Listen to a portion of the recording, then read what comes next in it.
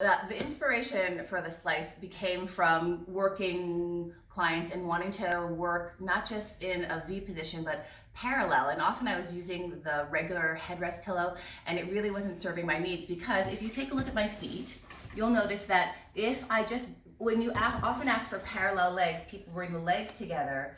And when you really bring the heels and toes together, you're actually in a little bit of a rotation in the knees.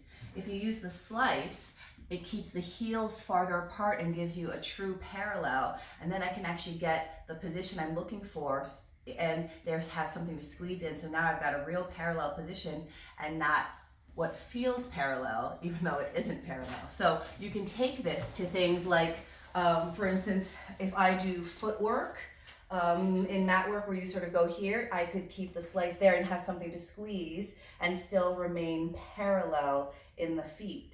Because often people want to be able to bring the heels closer together, or they think they're parallel with the heels together and the toes together. So that's the parallel position. Hopefully you can see that. And you can use that on leg springs. You can use it, actually, I love it in pulling straps. So when people are lying on their tummy, you can put it between their feet there. And it works for most sizes of feet and you can just decide how much farther apart or closer apart you want the feet, depending on what part of the pie you want to use, or cheesecake.